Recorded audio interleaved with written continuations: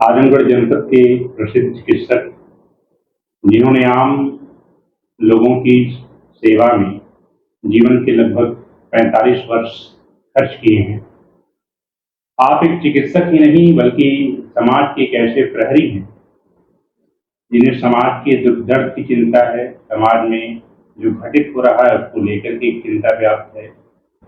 और आपसे अंदर ये तमाम तरह के प्रश्न हमेशा उठते रहे हैं और इन्हीं प्रश्नों का क्या हल होगा, कैसे हम बेहतर समाज बनाएंगे। इसी समाज के बेहतर बनाने की प्रक्रिया में आपकी कई किताबें प्रकाशित हो चुकी हैं। इसी संदर्भ में स्पीच पब्लिकेशन से आपकी आवाज किताब प्रकाशित हुई है। आवाज का पहला वॉल्यूम प्रकाशित हुआ है और इसी आवाज किताब के संदर्भ में मैं आज डॉक्टर वाई.एम. सरमानी से बातचीत करना चाहूंगा। तो डॉक्टर साहब, आपका स्वागत है स्पीच पब्लिकेशन की इस यूट्यूब चैनल पर। आपसे बात करते वक्त आपकी किताब को जब हम लोग पढ़ रहे थे तो इसमें देखा गया कि आपका जो मकसद है इस किताब को लिखने का, कि एक बेहतर समाज की संकल्पना। और एक बेहतर समाज कैसे बनेगा, इसके लिए हमें मनुष्यता का सबसे बड़ा सिद्धांत अपनाना होगा। दुनिया के सभी धर्म ग्रंथ, सारे साहित्यिक किताबें मनुष्यता की बात करती हैं और ये कहती हैं कि मनुष्य एक है। और आपकी इस किताब के शुरुआत में ही एक फिगर है जिसका मंदिर, मस्जिद, चर्च और गीता, कुरान, बाइबल, और इसका मकसद है कि 6 - 5 = 1, यानी ईश्वर एक है। यानी ईश्वर अगर दुनिया का कोई एक है तो उसने सारे इंसान को बराबर बनाया, सभी को बराबर बनाया। तो हम कौन होते हैं इंसान के बीच भेदभाव करने वाले।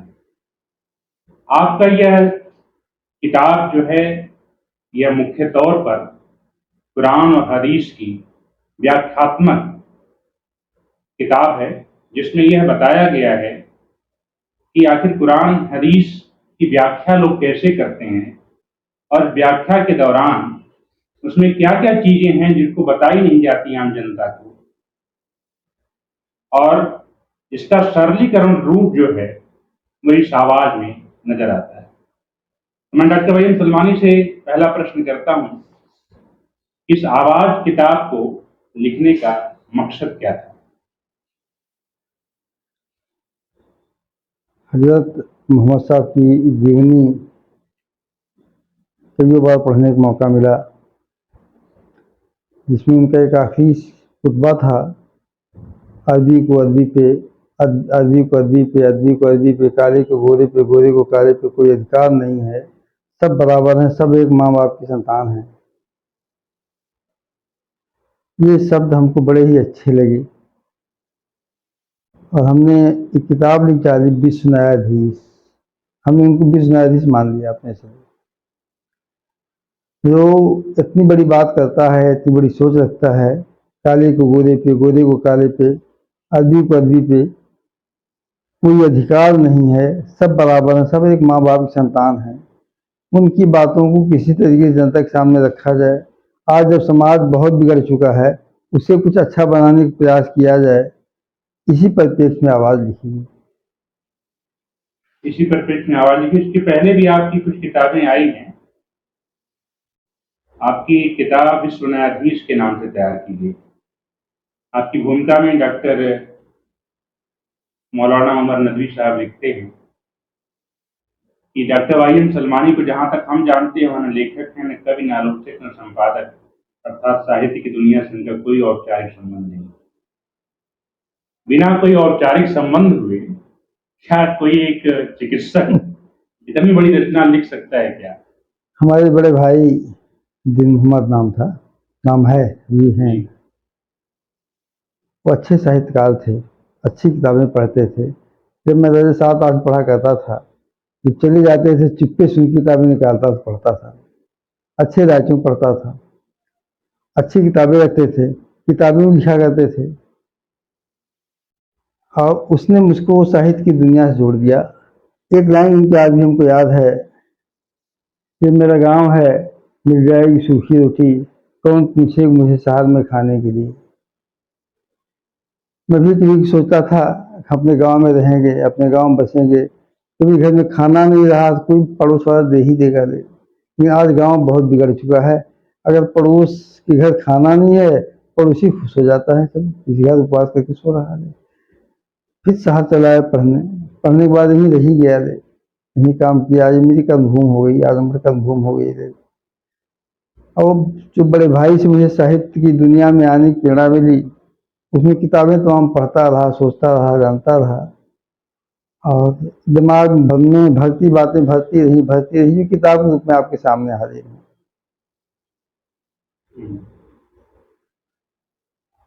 बिल्कुल, इसका मतलब ये संस्कार, साहित्यिक संस्कार आपको आपके बड़े भाई से मिला है। जी जी जी जी। और मुझे लगता है कि ये किताब ये बता रही है कि आपने लगभग लगभग कम से कम 500 किताबें पढ़ी होंगी, जी क्योंकि इस किताब में बहुत सारे ऐसे संदर्भ हैं जिनका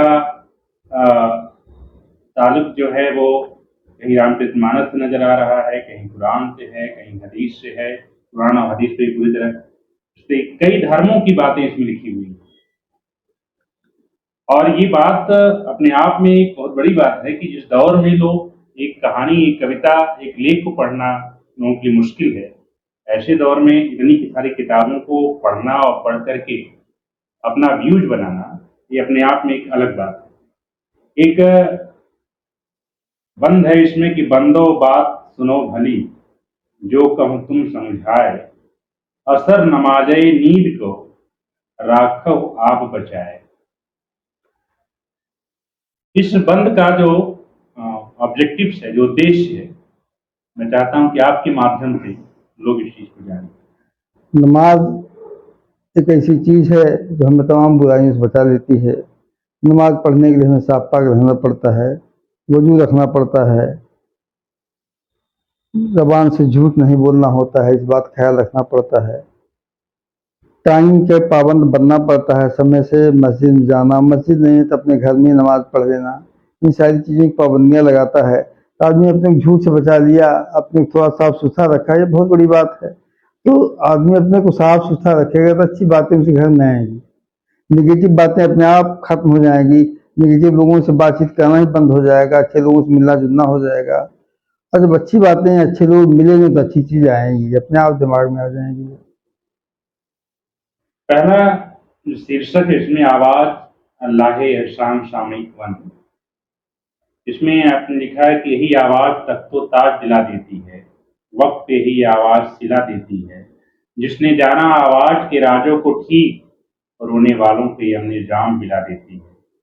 दिलों पे राज करती आई है मुद्दत से आवाज, तरीका ठीक गर आवाज निकालने का है, दुश्मनों को भी हमराज बनाती आवाज। ये अपने आप में मुझे लगता है वो कबीर का वो दौर है, कबीर के दौर से निकली चीजें हैं कि दुश्मनों को भी हमराज बनाती आवाज। आवाज कहा, हमने भी कभी सुना है कि आवाज में दम हो तो पिघल जाते हैं पत्थर। ये आवाज जो है, इस आवाज किताब का जो अपनी मोटिव है पहला ही है कि दुश्मनों को भी हमराज बनाती आवाज। यह आवाज कहाँ तक ले जाना चाहते हैं आप? निश्चित रूप से ये कबीरदास की प्रेरणा ही हमको मिली है।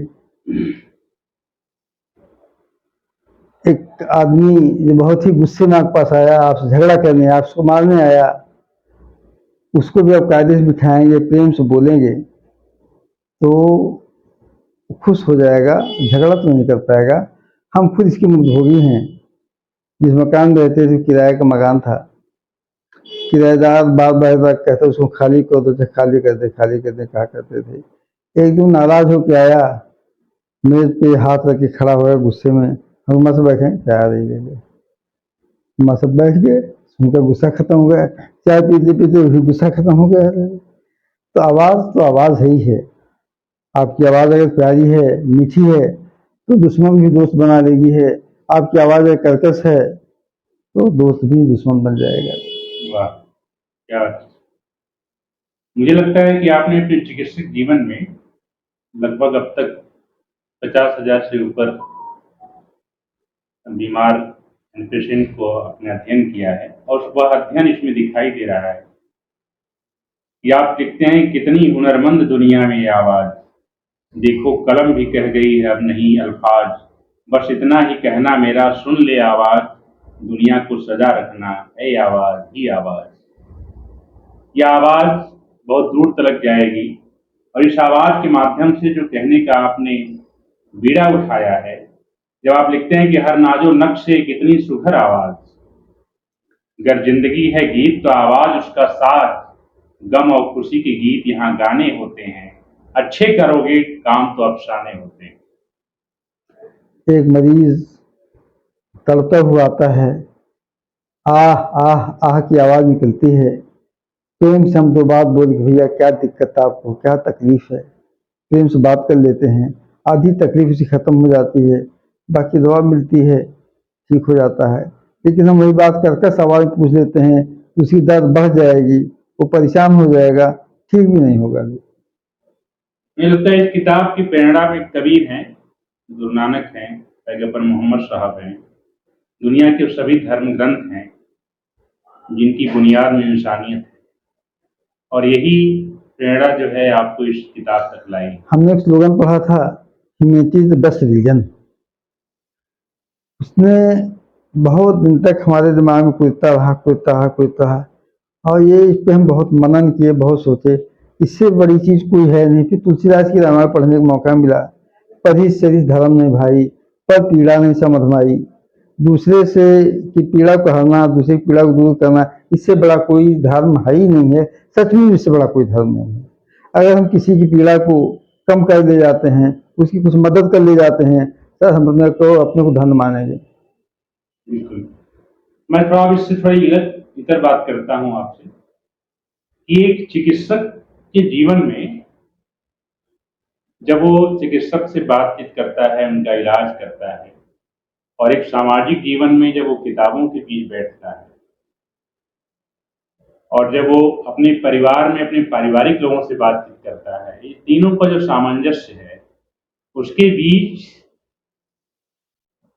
एक एडजस्टमेंट करना और एडजस्टमेंट करके एक नई बात लिखना, क्योंकि परिवार जो है समाज की इकाई होती है। मुझे लगता है कि परिवार, उसके बाद समाज, और दोनों के बीच से निकल करके जो आवाज आपकी आई है, इसके पीछे लिखने में बड़ा वक्त लगा होगा। हर जगह पीड़ा ही नजर आती है। मरीज देखते हैं तो मरीज की पीड़ा रहती है, घर जाते हैं तो घर वालों की पीड़ा सब आती है, समाज में आते हैं जब कोई कहता है बाबू हमारे पास खाने को नहीं है, जेब में अगर 2 रुपया 10 रुपया हम उसको निकाल के बगैर कुछ पूछे दे देते हैं। ये पीड़ा है। इसी पीड़ा ने हमको साहित्यकार बना दिया, इसी पीड़ा ने हमको डॉक्टर बना दिया, इसी पीड़ा ने हमको घर का एडजस्टमेंट करने का तरीका सिखा दिया। किसी भी साहित्य का अंतिम जो लक्ष्य होता है मनुष्यता।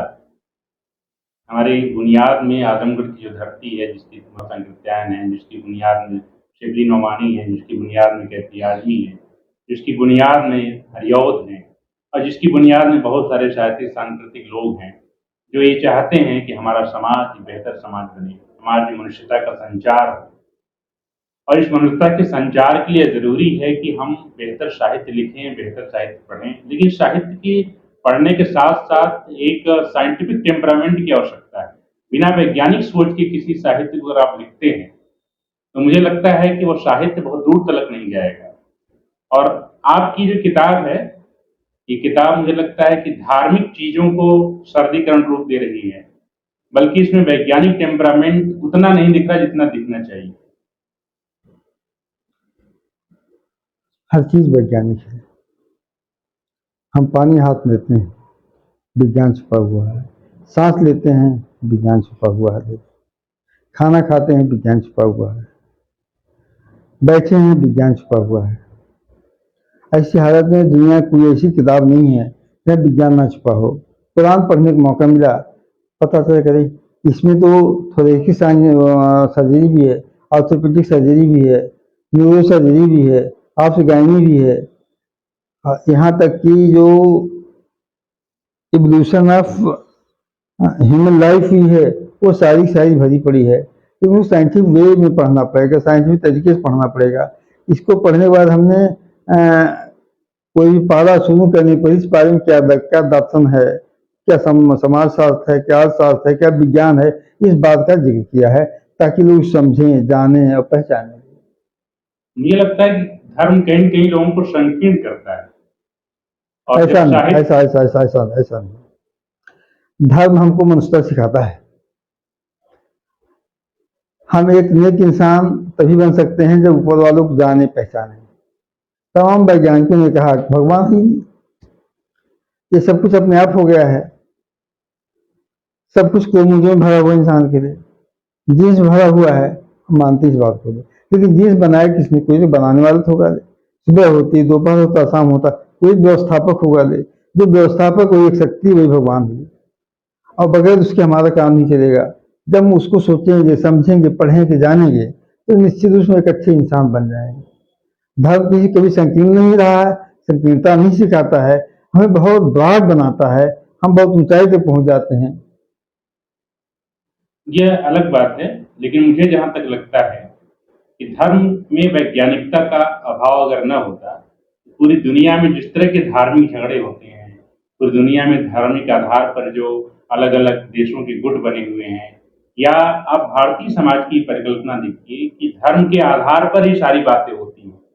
और जब ये कहा जाता है कि मेरा धर्म आपसे बेहतर, दूसरा कहता है कि मेरा धर्म आपसे बेहतर, ऐसे दौर में एक आवाज क्या संदेश देना चाहती है? पर ही शरीर धर्म नहीं भाई, पर पीड़ा नहीं समझ भाई। सारे धर्मों का मूल मंत्र यही है, मूल भावना यही है। इसी बात को इसमें पिरोया गया है, आवाज में पिरोया गया है। इसी बात एक वक्ते बया नमाज नैतिक 8 में लिखा है कि बंदिशों की जमी पे रह नहीं सकती सकूंगारी, सकूंगी जब नहीं तो कैसे अल्लाह की वहां दस्तक, भटक ले जितना चाहे दिल मदी की तू जमी जाकर, वक्त बर्बाद होगा पा सकेगा न तू एक झलक, होगा बदहाल ठोकरी खाकर ए इंसान, जर्रा जर्रा यही बोलेगा सुकून सारी ही अल्लाह। अगर इंसान के जहन में सुकून आ जाए, मेरे ख्याल से उसके सारे कष्ट दूर हो जाएंगे।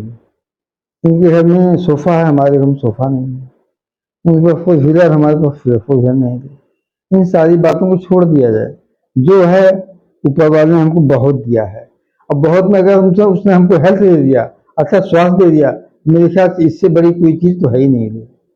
अब रही बात आज की दुनिया की, आदमी ज्यादा चीज जमा करना चाहता है, उसका कोई मतलब नहीं।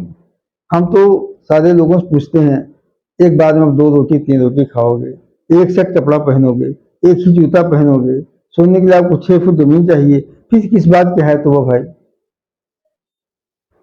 अगर है तो मचाते हैं तो कहीं न कहीं से हम अंधेरे में जा रहे हैं। जब आप कहते हैं कि हमारी प्रेरणा में कबीर है, तो कबीर ने कभी कहा था कि कांकर पाथर जोड़ लियो बनाए, ताचड़े मुल्ला बाग दे क्या बहरा हुआ खुदा है। ये हमारा अलग सोच है। कबीरदास जी बहुत बड़े विद्वान थे, बहुत बड़े विद्वान थे। उनसे बड़ा कोई विद्वान पैदा नहीं हुआ।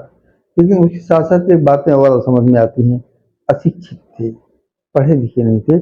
खुद ही पढ़ा है, उन्होंने कहा है कि हम पढ़े लिखे नहीं हैं। ऐसी हालत में जो अजान का कंसेप्ट है कि लोगों को बताया जाए कि नमाज का वक्त हो गया, आप आओ, वहां इसका खुदा से कोई ताल्लुक है ही नहीं। कंकड़ पत्थर जोड़ के मस्जिद दियो बनाए, ठीक सही बात है। तापर मुल्ला बांधते, क्या बहरा हो खुदा है? नहीं भाई, वो खुदा से बात ही नहीं करता है। कहता अल्लाह अकबर, अल्लाह सबसे बड़ा है। आओ नमाज की तरफ, आओ कामयाबी की तरफ। जो नमाज का कंसेप्ट है वो यही, आओ नमाज तरफ आओ, कामयाबी की तरफ। कामयाबी किस बात के बिना बताया नहीं?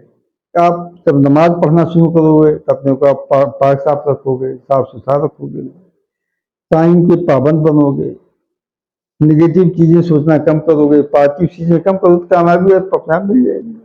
यही कामयाबी है। ये वैज्ञानिक है। और इसका खुदा से ताल्लुक कि खुदा बहरा हुआ, खुदा से हम बोल रहे हैं, नहीं, हम तो इंसानों को बुला रहे हैं। भाई आपको टाइम हो गया, आप नमाज पे आओ। आपने भी यहाँ लिखा है कि जोर से बोली आजान कहो तुम, ताकि पढ़े सब केरी सुनाई, अल्लाह के सब ख्याल में खोए और ना कछुआई बुझाई। सिर्फ इसका एक मतलब है कि आप थोड़ा तेज आवाज बोलो ताकि जो दूर के लोग हैं वो भी आपकी आवाज को सुन सके और मस्जिद तक आ जाएं। मस्जिद तक आ जाए, नमाज पढ़ने अल्लाह खो जाए, तो अपना काम पे जाए, खेत जाए, काम लेकिन पे काम विज्ञान इस चीज करें। को नकारता है। नहीं, विज्ञान ने कभी नकारा ही नहीं है। विज्ञान ने कभी ये नहीं कहा कि गॉड नहीं है। विज्ञान बार बार कहता, बड़े बड़े वैज्ञानिकों ने बार बार कहा है कि कोई सत्ता जरूर है जो सुबह करती है, शाम करती है, दोपहर बनाती है, यहाँ की सारी व्यवस्थाओं को देखती है। वो सत्ता क्या है, हम उसे भगवान कह लें, अल्लाह कह लें, देवता कह लें, खैर भी कह लें किसी की, लेकिन शक्ति तो है।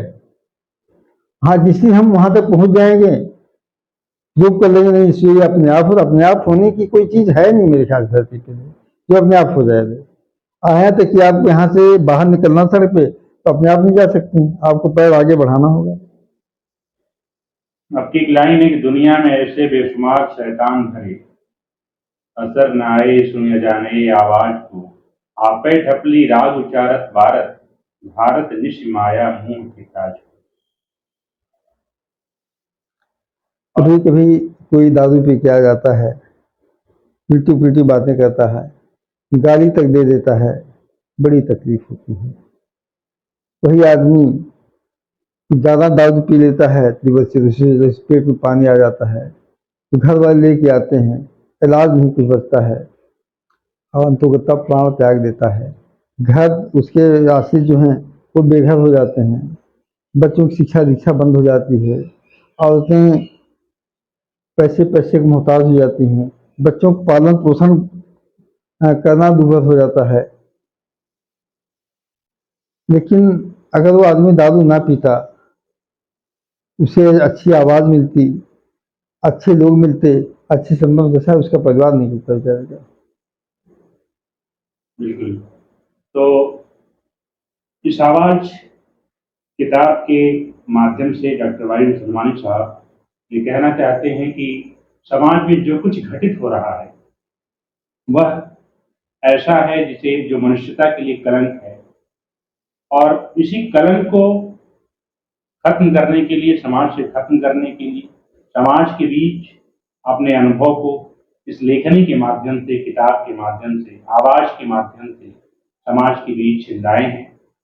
और मुझे उम्मीद है कि यह किताब जब लोगों तक पहुंचेगी, जो लोग भी धार्मिक लोग हैं, जो वैज्ञानिक सोच के लोग हैं, वो आपस में एक दूसरे से बातचीत करेंगे, क्योंकि इस किताब में वो कबीर भी याद आते हैं, वो नानक भी याद आते हैं, बुद्ध भी याद आते हैं, हमारे तुलसी भी याद आते हैं, सूर भी याद आते हैं, और तमाम प्रगतिशील साहित्य के लोग भी याद आते हैं। तो डॉक्टर साहब ये कहते हैं कि धर्म जो है वैज्ञानिक ढंग से व्याख्या करता है।